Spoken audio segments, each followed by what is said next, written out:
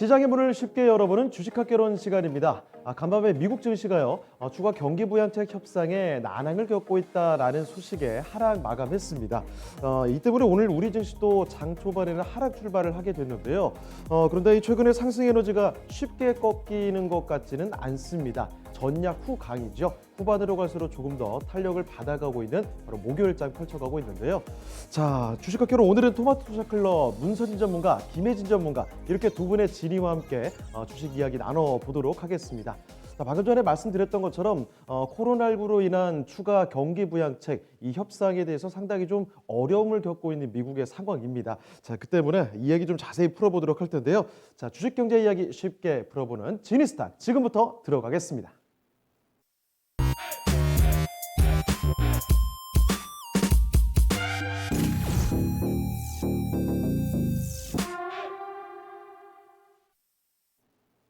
네, 지니스탁의 진의 문서진 전문가와 인사부터 나눠보겠습니다. 네, 전문가님 안녕하세요. 네, 안녕하세요. 네. 자, 이 방금 전에 제가 말씀드렸던 것처럼 코로나로 인한 추가 경기 부양책 민주당과 공화당 사이에서 협상이 참 안 되는 것 같습니다. 매일 이게 협상이 잘 된다, 안 된다 이런 얘기가 반복적으로 나오고 있는데요. 구체적으로 왜 안 되고 있는 건지 쟁점 좀 먼저 알아보겠습니다. 네, 벌써 몇 달째인지 모르겠습니다. 사실 대선 전부터 물론 이제 규모는 좀 달라지긴 했지만 대선 전부터 추가 부양책 낸다, 통과한다, 안 된다라고 많이 이야기를 했었는데 그게 어느덧 지금 한 4개월 넘은 것 같네요. 아직까지 또 이제 이 타결이 지금 안 되고 있는 상황인데요. 물론 이제 대선 전과는 조금 이제 대선 결과가 나온 이후에는 조금은 스탠스는 달라지긴 했지만 여전히 좀 첨예하게 대립되고 있는 상황입니다. 대선 전에는 민주당이 어쨌든 목리를 부렸다면 지금은 이제 공화당이 좀 목리를 부리고 있는 부분이죠. 이 부분도 제가 뭐 이전에도 설명을 많이 드렸지만 뭐 사실 공화당 입장에서는 뭐 그럴 수도 있죠. 왜냐하면 대선 전에는 민주당이 계속 이제 안 해주다가 특히 낸시 펠로시 하원 의장이 또 굉장히 강경해 있지 않습니까? 안 해주는데 이제 대선 결과가 이제 또 본인들에게 또 유리하게 나오니까 또 이제 하자고 하니까 이제 공화당 입장에서는 이제 야, 네 그때 하지 왜 지금 왜 그랬어? 뭐 이런 게 나온 거죠. 그래서 적당한 목리라고 저는 생각은 드는데 어찌됐든 양쪽 모두 좀 첨예하게 대립이 되고 있는 부분은 이겁니다. 원래 이제 공화당 쪽에서는 300불 정도로 계속 고수를 했었어요. 처음에는 1인당 이제 실업급여를 추가적으로 이제 주는 거, 요거를 지금 이제 원래는 한 300불 정도로 했었는데 이게 지금 최근에는 공화당과 백악관에서 좀 더 늘렸습니다. 600불 정도로 2배 정도는 이제 늘렸고 하지만 여전히 민주당은 1인당 1200불 정도로 계속 하자라고 이야기를 하고 있는 부분이죠. 이 부분이 지금 계속 이제 협상의 난항을 겪고 있고요. 경기 부양책 합의안이 일단 대체적으로 지금 한 9,100억 달러 이 정도 수준으로 나오고 있고요. 뭐 교통, 항공, 주거비 지원, 뭐 실업급여 이쪽 관련 부분은 전체적으로 지금 많이 투자가 되고 있는데 지금 쟁점이 되고 있는 부분은 이 부분이라고 보시면 돼요. 뭐 철도 뭐 지역, 항공 지역 이런 주거비 지원 이런 쪽에는 크게 문제가 이견이 많이 없는데 지금 가장 이제 대립하고 있는 부분인 거죠. 네. 여기 중기 대출이랑 그다음에 이게 가장 첨예하게 지금 이야기되고 있죠. 주 지방 정부 지원과 관련된 부분. 이 부분이 좀 첨예하게 좀 대립되고 있다라고 보시면 될 것 같고요. 아무래도 지금 이 공화당 입장에서는 주 정부 그다음에 이제 이 지방 정부에 대한 지원을 안 해주자라는 쪽이거든요. 이게 이제 자칫 잘못하면 이런 거죠. 그러니까 선거 결과에 따라 부분이라고 보시면 될 것 같습니다. 공화당 입장에서는 이제 본인들을 지지하지 않는 주까지 엄청나게 많이 이제 어찌 보면 포퓰리즘으로 돈을 많이 쓴 걸 연방 정부가 도와주는 건 아니다라는 쪽으로 계속 이야기하고 있는 건데요. 어쨌든 민주당은 또 상대적으로 이 주 예산이나 지방 정부 중에서 예산이 많이 소진된 부분이 대부분 이제 또 민주당 중심에 또 주다 보니까 이건 좀 해줘야 된다라고 하면서 이 부분을 계속 지금 좀 첨예하게 대립을 하고 있습니다. 뭐 쉽게 이게 뭐 우리로 따지면 이렇지 않겠습니까? 뭐 예를 들어 뭐 경기도에 대한 지원 정부 경기도에 대한 예산 지원을 해주자 말자 이런 쪽이겠죠. 그러니까 지금 현재 우리 집권 여당 같은 경우는 해주자는 쪽일 거고 만약에 이제 야당 같은 경우는 좀 안 해주자라고 하지 않겠습니까? 만약에 그런 게 있다면 지금 현재 이제 미국이 요 흐름이라고 보시면 됩니다. 그러니까 지방 정부 예산 지원과 관련된 부분은 공화당은 불가. 왜냐하면 이제 본인들 공화당 중심에 있는 이 주정부의 예산은 그렇게 많이 이제 이 지원하는 폭은 좀 작으니까 이쪽은 또 민주당 자기들 표를 더 오히려 더 공고히 하는 거다. 이거는 이제 어찌 보면 이 정책을 가지고 본인들 표를 사는 거다라고 생각할 수 있겠죠. 그럼 공화당은 좀 불가하다라고 하고 민주당은 계속 이제 지속적으로 이 부분을 또 이야기하고 있고요. 그 다음에 또 이 부분도 지금은 좀 문제가 될 수 있는 건 이거죠. 공화당은 지금 학교랑 기업에 코로나19 면책 조항을 하자고 합니다. 이게 무슨 이야기냐면 만약에 코로나로 인해 가지고 그냥 셧다운 안 하고 학교도 다시 계속 다니게 하고 그다음 기업들도 이제 사업을 계속 이제 영위하고 있는데 혹시라도 그 과정에서 코로나가 만약에 걸렸을 때 그 코로나 걸린 사람에 대한 뭐 의료비라든지 그다음에 혹시라도 소송이 걸렸을 때 손해배상과 관련된 부분을 이거는 이제 우리 정부가 좀 지원해 주자라는 거고요. 민주당은 안 된다라는 겁니다. 이것만 단순히 놓고 보면 원래 민주당의 정치 성향을 보면 기업 이거는 좀 약간 기업 그다음에 학교에서 나오는 개인들이 코로나 걸린 거 이거 원래 좀 지원해 주자는 쪽이 아닐까라고 생각하실 수도 있는데 이 민주당이 이 부분을 반대하는 이유는 거죠. 그러니까 코로나가 확산됐을 때 민주당은 계속 이제 특히 바이든 후보도 이거 셧다운 해야 된다. 이거 뭐 이게 하면 안 된다. 어느 정도 뭐 2, 3주 정도는 지금 이 락다운 가자라고 했고 당시 이제 그 트럼프 대통령 같은 경우는 이거 코로나 아무것도 아니다. 독감 봐도 못한 거다라고 하면서 계속 이제 경제를 멈출 수 없다라고 하는 거잖아요. 그러니까 민주당 입장에서는 그렇게 해서 지금 확산이 됐으니까 그거에 대한 책임을 뭐 알아서 그는 물어야 되는 거 아니냐라는 거고 이제 공화당 입장에서는 어쨌든 계속 경기를 회복시키는 과정에서 일부러 걸린 게 아닌데 그럼 이거는 우리가 또 정부에서 지원해 줘야 되는 거 아니냐라는 부분이죠. 이 부분도 굉장히 첨예하게 대립이 되는 부분입니다. 중요한 건 이거죠. 이 두 가지 지금 첨예하게 대립되어 있던 부분. 사실상 저는 이 부분은 크게 저는 크게 문제가 될 것 같지는 않습니다. 왜냐하면 이 부분은 정치적인 맥락은 아니거든요. 정치적인 부분에서의 문제가 있는 건 아닙니다. 그러니까 투자 규모가 아무래도 뭐 공화당은 좀 작은 정부를 지향하는 거고 민주당은 큰 정부를 지향하는 거고 아무래도 되도록이면 민주당은 조금 더 많이 재정 정책을 쓰려고 하는 쪽이고 공화당은 조금 적게 쓰려고 하는 건데 이거는 뭐 기조의 문제인 거지 사실상 뭔가 아주 뭐 정치적으로 엄청나게 민감하게 대립되는 구간은 아니거든요. 그래서 이 부분은 저는 협상은 가능하다고 봅니다. 숫자적인 부분을 좀 더 줄인다든지 아니면 좀 늘린다든지 합의될 수 있는 부분인데 이 두 부분은 확실하게 양쪽 모두 굉장히 정치적으로 좀 첨예하게 대립되어 있는 부분이거든요. 그러니까 아까도 이야기한 것처럼 이 코로나 사태로 인해서 그러니까 지방 정부 그러니까 뭐 민주당 정권 내에서의 아무래도 뭐 주지사라든지 뭐 이런 좀 시장이 아무래도 민주당 이제 이 뭐 당원일 경우 민주당일 경우는 조금 더 이제 이번 코로나 사태 때 좀 약간 더 많이 풀어줬거든요. 그러다 보니까 좀 재정이 좀 안 좋아졌는데 이걸 이제 채워주려고 하는 부분 이게 사실 공화당 입장에서는 좀 싫어하지 않겠습니까? 정치적 첨예하게 대립할 수밖에 없는 부분 또 하나 이거 학교 기업 지원과 관련된 부분도 이번에 코로나 사태를 민주당 입장에서는 이제 트럼프 정부가 키웠다라는 거를 핵심적으로 이야기해 줄 수 있는 부분이기 때문에 이 부분이 쉽지가 않다. 이거는 제가 보기엔 거의 합의가 잘 안 나올 가능성이 높고요. 그래서 최근에 이야기가 나오고 있는 건 이렇게 첨예하게 대립되어 있는 부분을 좀 떼자. 이것만 떼고 요것만 일단은 합의가 돼 있는 부분만 일단 먼저 통과를 시키고 첨예하게 대립되어 있는 부분은 좀 뒤에 하자라고 논의를 하고는 있습니다. 근데 이게 아직까지는 그래도 여전히 좀 첨예하게 대립되고 있다라고 보시면 될 것 같습니다. 네, 지금 합의가 잘 안 되고 있는 그 쟁점이 무엇인지를 자세히 검토를 해봤습니다. 자, 그런데 문제점은 이렇게 지금 협상이 잘 된다, 그리고 잘 안 된다 이런 얘기가 말씀을 해주셨던 것처럼 몇 달째 계속해서 반복이 되고 있거든요. 진짜로 이 협상이 될 수 있는 건지 가능성에 대해서 의문을 표하는 분도 이제 나오지 않나 이런 생각이 듭니다. 자, 이런 협의의 앞으로 가능성과 함께 만약에 되게 된다면 언제쯤 될지 협상 시점에 대해서도 한번 예상해 볼 수 있을까요? 네, 확실하게 첨예하게 대립되어 있는 부분이라서 쉽게 결론을 내기는 어려울 것 같긴 한데요. 하지만 그럼에도 불구하고 지금 미국 경제가 처해 있는 상황을 본다면 또 안심할 수는 없다. 마냥 이렇게 질질질 끌 수는 없는 상황이다라고 보시면 될 것 같습니다. 일단은 다음 주부터 추가 실업급여가 순차적으로 지급되고 있는 부분이 지금 순차적으로 이제 삭감이 됩니다. 종료가 됩니다. 그러면 뭐 물론 이제 한 번에 다 종료되는 건 아니고요. 이 상황에 따라서 조금씩 이제 순차적인데 결국에는 어쨌든 다음 주부터 추가적으로 연방 정부가 이제 지급해주는 추가 실업급여가 중단된다라는 거는 아무래도 이 소비에 대한 위축이 올 수 있는 거죠. 말 그대로 소비 절벽에 대한 우려감이 좀 작용될 수 있는 부분이다라고 보실 수 있고요. 그러니까 이 부분이 아무래도 추가 부양책이 합의가 이루어지지 않는다면 소비 절벽 현실화로 올 수 있기 때문에 이거는 사실 공화당도 민주당도 양쪽 모두 이게 현실화되는 걸 원치는 않을 겁니다.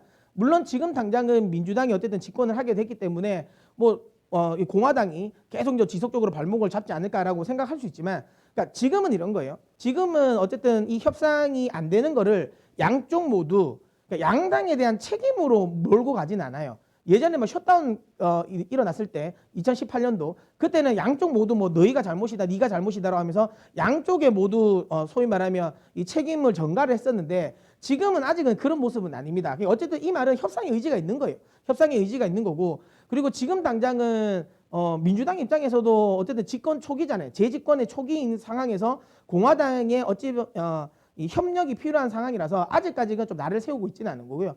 공화당도 그런 거죠. 공화당이 지금 당장은 뭐 소위 말하면 이 집권은 하지 못했긴 했지만 다음 대선도 있는 거고 그다음 중간 선거도 있거든요. 그럼 선거에서 계속 이기기 위해서는 여기서 자칫 잘못해서 공화당 그러니까 본인들이 여기서 이제 이 목리를 부려서 통과가 안 돼 가지고 결국엔 실업 수당을 못 받고 대규모 뭐 실업 대규모 이제 이 소비 절벽 그다음에 거기에 이 월세를 못 내서 또 쫓겨나오는 사태 뭐 이런 사태를 퍼지는 게 본인들이 원흉이 되고 싶어 하진 않겠죠. 그렇기 때문에 분명히 지금은 뭐 문제가 안 되지만 나중에 어느 정도 시간이 너무 질질질 끌고 거기서 실업급여 관련 부분이 계속 종료가 순차적으로 되고 있는 과정에서는 양당 모두 압박이 나올 겁니다. 그래서 저는 제 생각에는 연말 정도에는 합의가 되지 않을까 싶습니다. 단기간에 뭐 이번 주 안에 합의가 될 것인지 그거는 잘 모르겠습니다. 하지만 최종적으로 어쨌든 연내 타결은 가능해 보인다라고 보고 있습니다.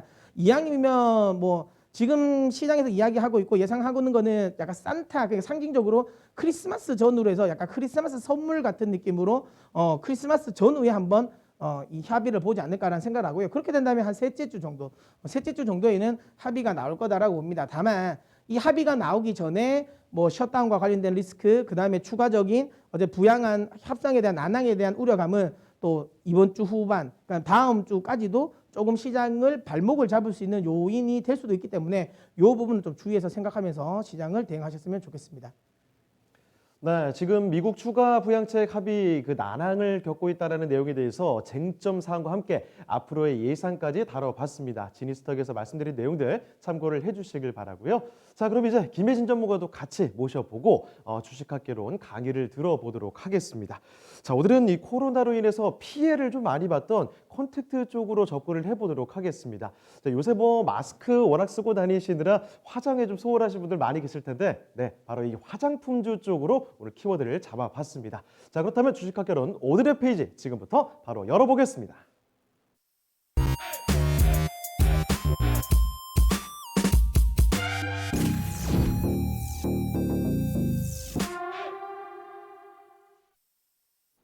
네, 코로나19로 인해서 갖진 소매 업종들 다 직격탄을 맞았습니다. 특히 화장품주 쪽도 뭐 굉장히 피해를 많이 보았다는 거는 많은 분들이 체감을 하실 것 같은데요. 자, 그런데 이제 올해는 얼마 남지 않았습니다. 이 화장품 내년에는 또 어떻게 봐야 되는지 업황에 대해서 자세히 좀 알아보도록 할까요?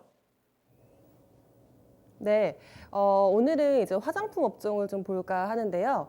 전체 소매업 중에서 화장품만 또 따로 소개해드리는 것은 주식학개론에서 처음인 것 같은데 코로나의 영향으로 모든 소매 업종들이 다 지금 부진한 올해를 겪었습니다. 그런데 그 중에서도 좀 가장 타격이 또 큰 부분이 화장품이거든요. 워낙에 마스크를 착용을 하시니까 그렇죠. 굳이 화장을 하실 필요가 없었던 거죠. 좀 마스크를 끼면서부터 이제 점점점 화장이 옅어지시기도 하더라고요. 맞아요. 네, 그러면서 이제 뭐 립스틱이라든지 그리고 화장을 많이 하면 또 마스크 끼면 많이 묻잖아요. 네. 네, 그러니까 그런 것도 또 싫어하셔서 많이 화장을 많이 안 하시는 분들도 많이 생긴 것 같습니다. 정말 실제로 저 역시도 평소에는 뭐 출근 안 하는 평소에는 그냥 정말 맨 얼굴에 스킨 로션만 바르고 기초만 바르고 마스크를 착용하고 다니기 때문에 근데 뭐 쌩얼도 이쁘시잖아요. 쌩얼도 별로 그 차이를 못 느끼실 것 같은데. 그럴 거예요. 아마 생얼도 차이가 별로 없을 겁니다. 네. 그래서 올해에도 이제 코로나 영향을 많이 받았기 때문에 글로벌적으로, 그러니까 전 세계적으로 정말 여성분들, 뭐 남성분들도 화장하시는 분들도 그렇죠. 계시겠지만 여성분들의 화장하는 빈도가 줄었고요. 그래서 시장 규모가 지금 15% 이상 올해 이제 감소할 것이다. 물론 올해가 아직 끝나지 않았기 때문에 뭐 측정은 정확히 하기는 그렇지만 올해 예상치는 지금 마이너스 15% 정도거든요. 그랬을 때 화장품 기업들은 이제 위기를 겪을 수밖에 없죠. 그래서 실적 같은 부분도 조금 저조한 기업들도 많이 나오기 시작했고요. 그래서 이런 위기를 위기를 타개하기 위해서 화장품 업계에서는 뭐랄까요, 경영 체제를 좀 바꾸기 시작했습니다. 위기 체제로 돌아가는 건데요. 네. 비용을 이제 효율적으로 쓰기 위해서 뭐 관리비, 그다음에 뭐 광고비, 판매 촉진비는 아예 줄였고요. 그리고 신규 인력도 채용을 하지 않았다라는 국내 기업들도 많이 있고요. 그리고 뭐 희망퇴직 같은 인력 조정도 최근에 화장품 기업에서 많이 일어나고 있다고 하더라고요. 그리고 오프라인 채널, 이 부분에서 좀 대대적인 지금 축소를 일어나고 있습니다.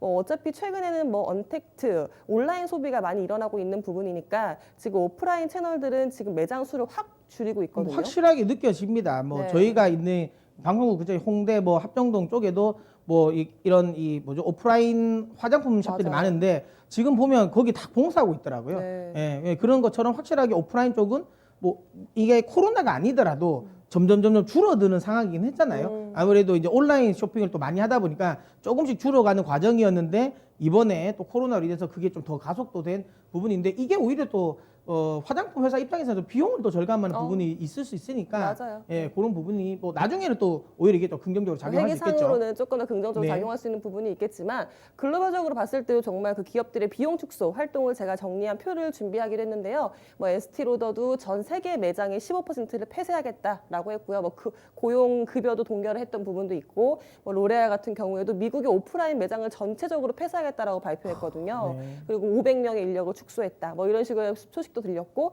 밑에 이제 우리나라 업체들도 있거든요. 최근에 아모레퍼시픽 같은 경우에도 이제 오프라인은 축소하고 인력을 이제 지금 줄이기 시작하는 부분에 들어갔고요. 그리고 이제 뭐 매장들 지금 뭐 오프라인 매장들을 지금 그 브랜드샵이 있잖아요. 그 네. 매장들 같은 경우에 맨 밑에 그 매장 수를 보시면 정말 현저하게 주는 모습이 보이실 거예요. 그렇네요. 그래서 네. 이런 부분에서는 흐름이 뭐 좀 바뀌었다. 경영 체제라든지 비용 구조가 바뀌었는데 그렇다면 올해 이렇게 어려운 환경을 넘어서서 내년에 조금 기대되는 화장품 업황에 대해서 보겠습니다. 내년은 올해보다는 나을 것이다라는 전망이 지배적이라는 거예요. 올해가 워낙에 안 좋았기 때문에 내년은 올해보다는 좋을 것이다라는 회복의 기미가 지금 보이고 있다고 하는데요. 일단은 2분기를 정말 최저점으로 해서 글로벌적으로 화장품의 소비가 살짝씩 올라오고 있기는 합니다. 제가 잠시 후에 그래프도 보여드리겠지만 살짝씩 2분기에 저점을 찍었거든요. 모든 국가들이. 그 이후엔 좀 그래프가 우상향을 하는 그래프를 보여주고 있기는데 네, 이것부터 보고 넘어갈까요? 왼쪽이 이제 그 전 세계에서의 주요 화장품 시장의 수요, 성장률의 추이인데요. 보시면 이제 가로로 진하게 돼 있는 선이 0점을 기점으로 해서 이제 아래에 있으면 마이너스 성장을 기록했다라는 부분인데 보시면 사실 거의 다 그래프가 마이너스 쪽에서 움직이고 있기는 해요. 선 아래에서 움직이고 있긴 한데 근데 확실하게 2분기를 딱 기점으로 딱 턴하긴 했네요. 그렇죠. 코로나가 한번 빵 터지고 나서 이게 약간 손세정제 느낌 또 드는데. 맞죠. 맞죠? 그 예. 영향에는 화장품에도 이제 손서정 소독제가 네. 끼고 있거든요. 그래서 그 부분에서의 조금 수요라든지 네. 소비가 매출이 좀 일어나고 있는 부분이 다행히 이제 좀 선방을 했던 부분이 있고요. 그런데 정말 독보적인 이제 화장품 성장, 시장이 성장했던 국가가 하나 있습니다. 계속 그 0을 기준으로 상위에서 움직이고 있는 국가가 있는데요. 바로 중국이에요. 네. 중국 같은 경우는 정말 뭐 코로나를 겪었고요. 그 이후에 정말 가파르게 지금 소비 시장이 살아나고 있거든요. 오히려 코로나를 이제 글로벌에서는 가장 빨리 지금 회복을 한 국가다 보니까 네. 이쪽의 회복 속도도 좀 빠른 것 같네요. 네, 그래서 지금 중국 쪽에서의 시장을 좀 잡기 위해서 모든 글로벌 화장품 기업들이 전력을 다하고 있습니다. 최근에 뭐 저희가 광군제 얘기도 해드렸는데 광군제 때 정말 역대 최대 매출을 지금 기록을 했거든요. 지금 제가 준비한 이제 그래프 같은 경우에도 이 광군제 때 거래 금액인데요. 뭐 코로나의 뭐 펜터 효과일 수도 있는데 정말 역대 최고의 매출액을 기록을 했습니다. 이때 화장품 소비가 또 눈에 띄게 매출이 늘었다는 부분도 있고요.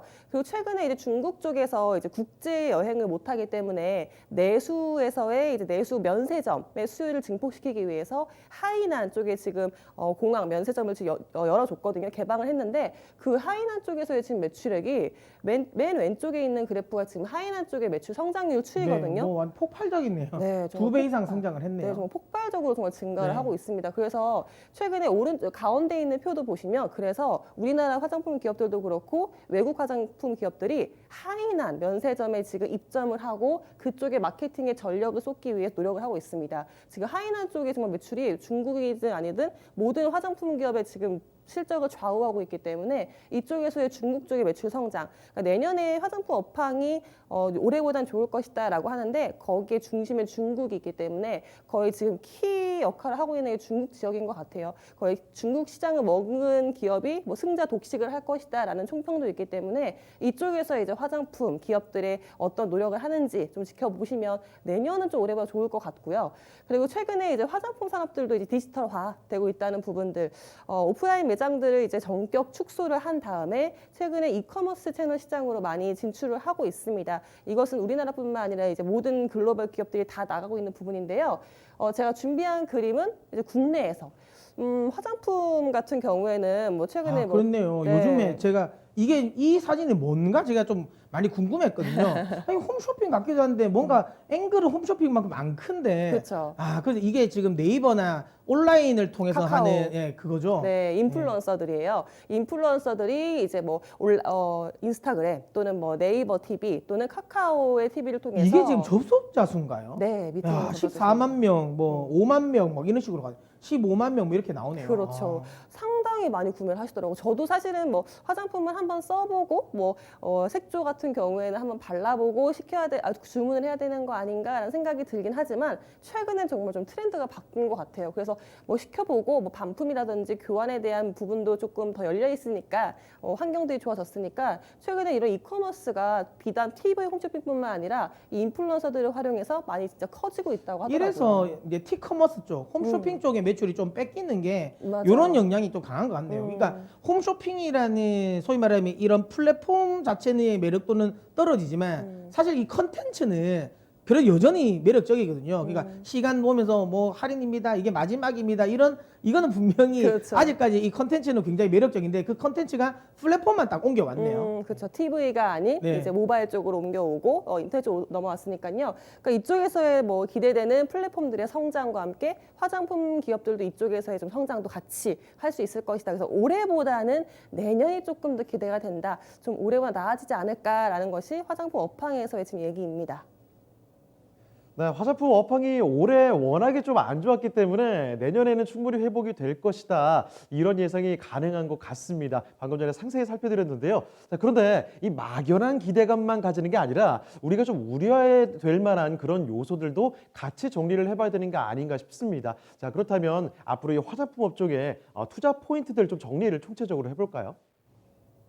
네, 맞습니다. 화장품 업황이 이제 내년이 올해보다는 기대가 되는 부분이 있지만 아직까지도 뭐랄까요, 좀 의구심, 좀 우려할 사항들은 여전히 남아 있는 상황입니다. 아무래도 제가- 백신이 나와서 그쵸. 조금 회복에 대한 기대감이 있긴 하지만 또 이게 얼마나 나올지 좀 모르지 않습니까? 지금 또 이제 영국에서 이제 백신을 맞고 계속 이제 주변국들이 글로벌 국가들이 온통 그쪽에 눈이 쏠렸잖아요. 그러니까 저희가 이제 이번에 오늘 또 백신 관련 이야기도 한번 하려고 하다가 네. 지난번 해서 지금 안 했는데 어쨌든 뭐 저는 근데 그 큰 문제는 아닌 것 같은데 알레르기 환자 나왔다고 나왔죠. 하는데 원래 백신 자체가 좀 알레르기를 유발할 수도 있는 거라서 아직까지 그거 가지고 너무 부정적으로 볼 필요는 없을 것 같긴 한데 그래도 이제 접종을 됐고 한 2, 3주 정도 지나면 그 이제 본격적으로 만약에 부작용이 나오면 확실하게 나올 수 있으니까 그 부분을 좀 주목해야 될 것 같고요. 만약에 근데 특별한 부작용이 없으면 그때부터 제가 보기엔 1월 달부터는 아주 좀 공격적으로 백신 이 접종 수요가 늘어나지 않을까. 그러면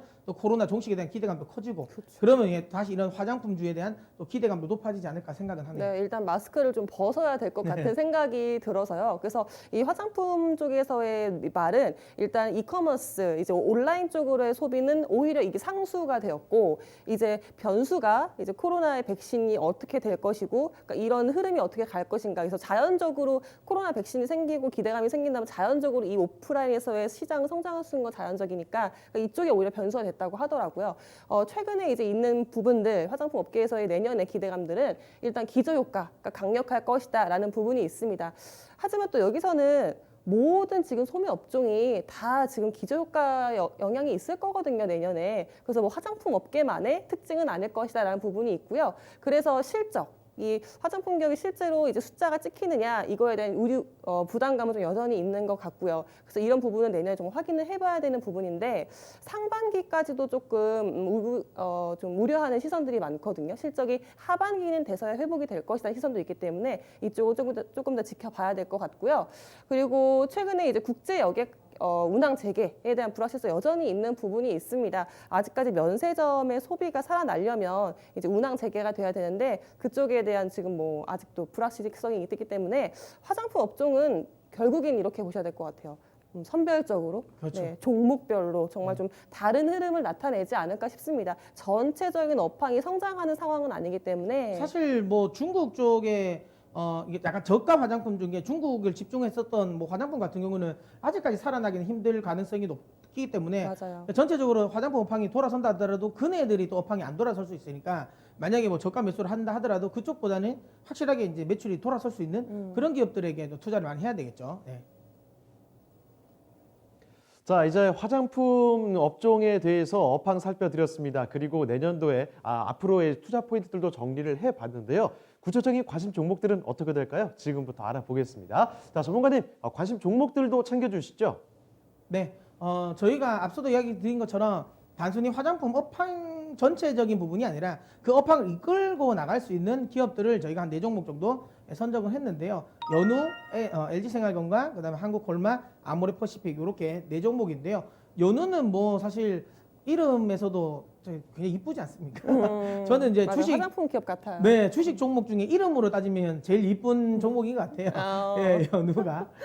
그래서 그 이름만큼 이쁜 용기를 만드는 회사입니다. 그러니까 화장품이라는 게 물론 요즘에는 그러니까 뭐 주방 세제 같은 경우는 리필을 많이 하잖아요. 그 용기에 대한 부분이 사실상 수요는 막 그렇게 많이 없는데, 근데 화장품은 사실 제일 처음에 살 때 물론 화장품은 또 리필이 있긴 하지만 그래도 보통 보면 화장품을 사면 그 용기를 그대로 모양을 보고 쓰는 경우도 많고 특히 최근 들어서 이제 화장품이 뭐 비타민 화장품, 뭐 특수 좀 화장품들이 많아졌잖아요. 맞아요. 그러니까 그 용기의 중요성도 굉장히 커지죠. 비타민 C는 갈변되면 안 되고요. 그렇죠. 네. 그런 것들 저는 모르겠는데 어쨌든 특수한 용기들이니까 그리고 저는 어떤 걸 보면 이걸 뭐 도대체 어떻게 써야 될지도 모르는 것들도 많아요. 이거 뭐 이렇게 돌리는 건지 뭐 이래 돌리는 건지도 모르는 맞아요. 정도로 이런 펌프 타입도 여러 가지 방식으로 많이 바뀌었다라는 건데 아무래도 이런 식으로 특수 용기가 많아진다라는 것 자체가 연우에는 당연히 긍정적이다라고 보시면 될 것 같고요. 어쨌든 연우도 결국에는 중국 그다음에 뭐 우리나라 화장품 전체적인 업황, 전방 업황이 좋아져야지 용기도 더 많이 쓰겠죠.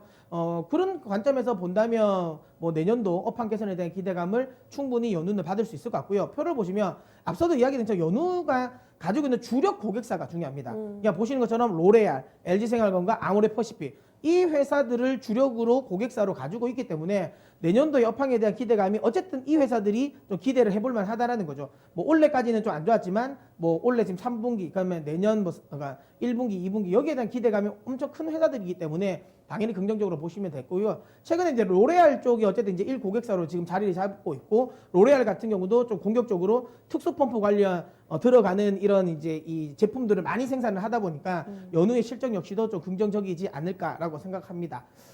그래서 제가 드리는 연우의 점수는 저는 8점을 드리도록 하겠습니다. 네.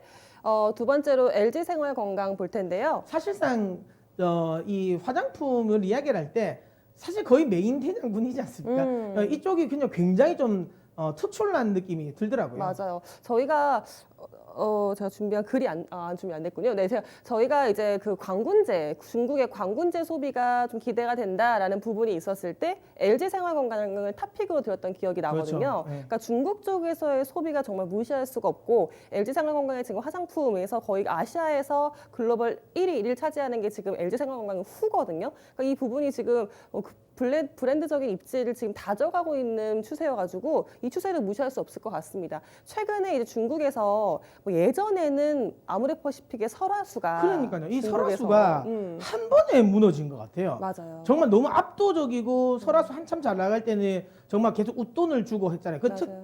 그 방식 판매 방식도 이제 방판만 하고 이랬지 않습니까? 전략이 좀 잘못됐던 것 네, 같아요. 근데 그게 이제 너무 고집했던 것 같아요. 그러니까 방판이 끝까지 잘 될 줄 알았는데 아무래도 이제 전체적으로 이런 식으로 뭐 코로나가 터져버리니까 방판 자체를 할 수 없다 보니까 이런 부분을 좀 늦게 이 변화되는 유통에 대한 부분을 이제 큰 흐름을 타지 못했다. 뭔가 고객의 중국 고객들의 니즈를 네. 조금 좀 파악을 놓치지 않았나라는 그렇죠. 생각이 들긴 하거든요. 그리고 뭐 설화수 같은 경우는 사실상 이제 약간 동향적인, 특히 우리나라적인 게 더 강했잖아요. 맞아요. 그러니까 뭐 이게 인삼 이쪽이니까 향도 뭐 그런 향이 난다고 하더라고요. 그런 쪽으로 많이 가다 보니까 한참 뭐 한류가 막 이렇게 막 커졌을 때는 오히려 그게 프리미엄이 될 수 있는데 이게 이제 한류라는 부분을 떼버리니까 오히려 이게 더 별로인 거죠. 그러니까 왜냐하면 너무 지나치게 한국색이 너무 강하니까 오히려 거부 반응이 있을 수 있는 거고, 후 같은 경우는 사실상 조금 그런 느낌, 그러니까 한국적인 느낌이 상당히 좀 배제되는 부분이라서 오히려 그때 이제 좀 치고 나간 게 달라지지 않았나라고 저는 생각을 합니다. 또한 아모레퍼시픽에서는 이제 뭐랄까요, 설화수가 좀 자리를 잡았다라고 생각했던 것 같아요. 네. 그래서 설화수는 설화수대로 하고 우리가 전력을 쏟을 때는 이제 중국의 중저가 화장품이다라고 생각을 해서 이니스프리를 좀 많이 키우고 싶어 했었거든요. 그래서 이니스프리에 대한 투자와 오프라인 매장, 뭐 온라인 쪽의 소비를 좀 진작시키기 위해서 많이 노력을 했는데 그 전략이 조금 뭐랄까요, 먹히지 않았던 것 같아요. 그 차라리 럭셔리 브랜드 쪽으로 계속 밀고 나갔어야 되지 않았나라는 생각이 드는데, 그게 지금 이제 LG 생활건강과 지금 약간 궤도를 달리하는 부분이 있는 것 같습니다. 최근에 그래서 뭐 물론 후에 아모레퍼시픽을 소개해 드릴 때도 말씀을 드리겠지만 이게 지금 최근에 이 광군제 때 화장품이 가장 많이 판매된 매출 탑 10을 조사한 부분이거든요.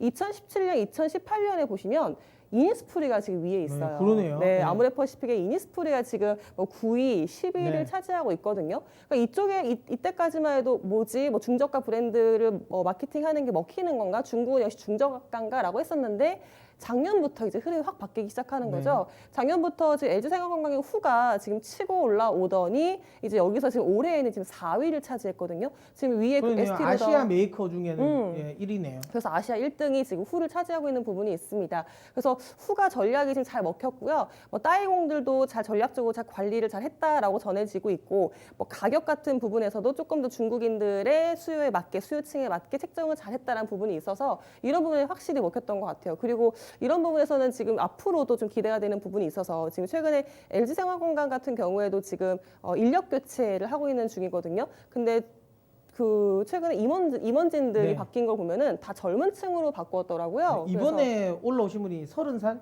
서른- 30대. 네네 84년생이셨나? 뭐 그랬던 네. 것 같아요. 네, 30대니까 네, 네. 그런 부분에서 정말 젊게 좀 정말 중국 쪽에 조금 더 매진하겠다라는 부분도 있기 네. 때문에 네, 그런 부분에서는 LG 생활건강 앞으로도 좀 기대되는 부분이 있습니다. 그리고 최근에 생활용품 같은 경우에서도 LG 생활건강이 확대를 하고 있고요. 그리고 음료, 네. 언택트 배달 많이 시키시면서 탄산음료 많이 드실 거예요. 그렇죠. 뭐 국내에서의 코카콜라, 스프라이트, 뭐 시그램 같은 부분도 지금 LG 생활건강이 다 지금 납품을 하고 있는 부분이니까 여기서의 수요 확충이나 뭐 실적 역시 지금 빠르게 증가하고 있는 부분이 있습니다. 그래서 실적이 코로나를 겪는 와중에 올해에도 계속 탄탄했고요. 내년도 기대가 되는 부분이 있기 때문에 내년은 지금 사상 최초로 중국에서의 1조 원 매출로 지금 기대가 되고 있는 부분이 있거든요. 그러니까 이쪽에서는 조금 탑픽이지 않을까 싶어요.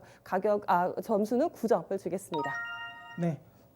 한국콜만 보도록 하겠습니다. 사실 제가 이제 원래는 이 OEM 업체들 중에서는 저는 이제 한국콜만한 코스맥스 중에 코스맥스가 조금 더 이제 포지션이 원래는 더 좋았는데 최근 들은 이제 코스맥스 같은 경우는 좀 노이즈, 중국 쪽 노이즈도 있고, 그다음 미국 FDA 관련 또 노이즈도 있다 보니까 그래서 저는 좀 배제를 했고요. 상대적으로 그런 노이즈가 없는 종목을 제가 고른 게 한국콜만인데 노이즈가 없다 뿐이지 그렇다고 해서 매력적이지는 않더라고요. 성장성을 네, 가지는 성장성이 그러니까 예전만큼 막 폭발적으로 늘어나는 상황은 아니다라는 점을 감안해서 뭐 중국 내 수요가 얼마나 회복되는지가 중요하다. 근데 뭐 어쨌든 옛날 같은 경우는 중국 로컬 기업들에게도 많이 주문을 많이 받았는데 최근 들어가는 이 물량도 조금 어떻게 될지 모릅니다. 좀 조금씩 이제 중국 내에서도 이제 로컬 기업들이 좀 워낙 많이 성장을 해가지고 이쪽으로 물량을 많이 맡길지는 또 그 부분 더 의문스러운 부분이고요. 뭐 그다음에 이제 뭐 국내 쪽의 업체들 역시도 뭐 이쪽이 지금 한국콜마 쪽으로 또 많이 맡기는 또 상황도 아닌 것 같아서 확실하게 그러니까 아주 시장의 성장성이 커지면 그만큼 흘러 넘쳐 나오는 게 많을 것 같은데 이 화장품 산업 자체가 내년에 물론 올라올 것 같긴 하지만 올해보다는 예, 올해보다는 괜찮아질 것 같지만 예전만큼 그 2017년 막 이럴 때만큼의 흐름은 아닐 것 같아요. 네. 한참 호황기 때의 흐름은 아니지 않을까라는 생각이 들어서 한국콜만은 좀 상황을 지켜보면서 좀 천천히 보자라는 거고, 뭐 주가가 이미 말을 해주지 않습니까? 최근 들어서 아모레퍼시픽도 급등을 했고, 뭐 사실 LG 생활건강은 뭐 한참 많이 올라가 있는 상태고요. 뭐 그런 식으로 해서 전체적으로 화장품 업종 중에서는 지금 가장 좀 지지부진한 흐름인데 그만큼 실적에 대한 기대감이 그렇게 높지 않기 때문에 이 부분은 좀 주기는 필요하다라고 보고, 그래서 제가 드린 점수는 7점을 드리도록 하겠습니다. 네. 마지막으로 아모레퍼시픽 볼 텐데요. 뭐랄까 예전의 영광을 좀 되찾으려면 좀 공격적인 전략이 필요하지 않을까라는 싶은 생각이 드는데 그래도 좀 반가운 소식은 최근에 중국 내에서 또 설화수가 다시금 이제 인기가 조금 증가를 하고 있는 모습을 보여줬습니다. 아까 봤던 표에서 보니까 7위까지 올라오긴 했더라고요. 맞아요. 네. 정말 10위권 밖에서 여기 있네. 아예 없었었는데 최근에 이제 왼쪽 표에 보시면 이제 7위에 등극을 했죠. 그러니까 이런 게 좀 상징성이 있는 부분이 있거든요. 아 그래도 아직까지 설화수를 좋아하고 좀 찾는 사람들이 중국에 많구나. 그렇다면 조금 더 마케팅이나 전략을 바꾼다면 뭐 다시금 예전의 영광을 찾을 수 있지 않을까라는 부분이 있으니까요. 그리고 아까도 설명해드렸지만 아모레퍼시픽이 그 전까지 전략을 좀 이니스프리를 키우고 싶어 해가지고 이니스프리가 2017년, 2018년까지 탑10에 있었다가 또 올해엔 지금 다 빠졌거든요. 다 순위가 밀렸거든요. 그러니까 이 부분은 중저가 브랜드는 안 될 것 같아요. 중저가 브랜드는 중국 내에서의 지금 브랜드가 또 그렇죠. 워낙에 네. 지금 빠르게 치고 올라오고 있기 때문에 그러니까 이게 지금 애매모호해졌기 때문에 지금 이니스프리 지금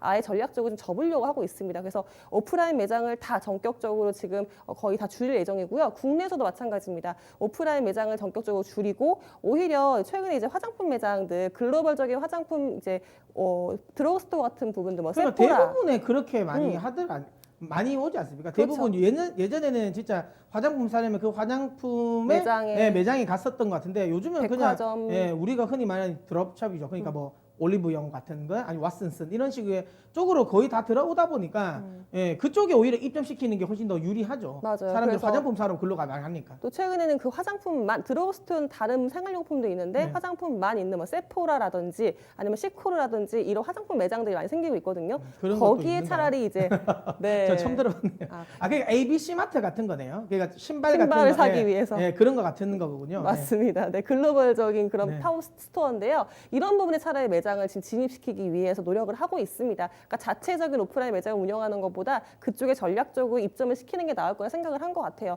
근데 괜찮을 것 같아요. 그쪽에서 괜찮을 것 같고요. 그러니까 앞으로 좀 점진적이게 이렇게 수요가 회복이 되고 중국에서의 또 한 번 더 인기가 상승을 한다면 올해 좀 실적이 안 좋았지만 내년에 좀 잘 실적을 좀 구축해 나간다면 앞으로 화장품 업계에서도 또 내로라 하는 기업이 되지 않을까 싶은 생각이 있습니다. 또 최근에 또 이러한 인기 상승으로 또 주가도 또 탄력적으로 움직이고 있는 것 같고요. 최근에 흐름도 봐서 내년도 좀 기대가 된다. 일단 점수는 8점을 주겠습니다. 네, 화장품 업종의 관심 종목들 워낙에 또 익숙한 종목들이 많이 나왔습니다. 자, 이 중에서도 오늘의 탑픽 종목은 그 중에서 더 익숙한 종목이 아닌가 싶은데 탑픽 종목 뭔가요? 네, 맞습니다. 뭐 사실 주가적인 측면에서 본다면 LG 생활건강이 워낙 많이 올라서 좀 매력도가 없을 수는 있지만 화장품 내에서는 여전히 내년도에도 가장 탑픽이지 않을까라는 생각을 해서 저희는 LG 생활건강을 좀 탑픽으로 선정을 했고요. 뭐 저희가 지금까지 탑픽으로 선정해 드렸던 종목 중에서는 주가만 놓고 보면 제일 비쌉니다. 맞아요. 100만 원대 이상 종목이니까 목표가는 저는 이제 165만 원, 손절가는 145만 원을 설정하셨으면 되겠고요. 중요한 건 이거죠. 아까도 이야기했지만 뭐 금액이 주가가 비싸다고 해가지고 주가가 안 오르는 건 아니거든요. 그래서 뭐 혹시라도 또 중간에 뭐 무상증자라든지 아니면 뭐 또 액분 같은 것들도 또 나올 수도 있으니까 그 뭐 혹시라도 그게 나오면 또 더 강하게 움직일 수 있는 모멘텀도 있기 때문에 가격 자체가 그냥 비싸다고 그러니까 주가 자체가 비싸다는 이유만으로 뭐 공략을 꺼려하실 필요는 없을 것 같고요. 165만 원까지 뭐 저는 반등은 충분히 노려볼 만하다라고 보서 목표가 165만 원, 손절가 145만 원 설정해 드리도록 하겠습니다. 네, 오늘의 탑픽은 바로 LG 생활건강입니다. 손절 가격 145만 원, 목표 주가 165만 원 잡아 주셨습니다.